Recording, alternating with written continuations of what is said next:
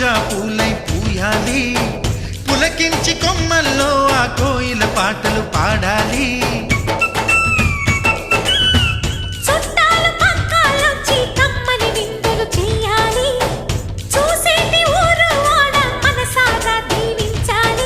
నలుగురు కలిసి చేతులు కలిపి మన కలలన్నీ పండించాలి. ఒక చోట పుట్టని కోడళ్ళు అయ్యారు అమ్మకే కూతుళ్ళు. త్వరలోని ముద్దుగా పుడతారు ఈ తాత పోలికల మనవళ్ళు. ఈ సంతోషాలు సరదాలే మా పండుగ.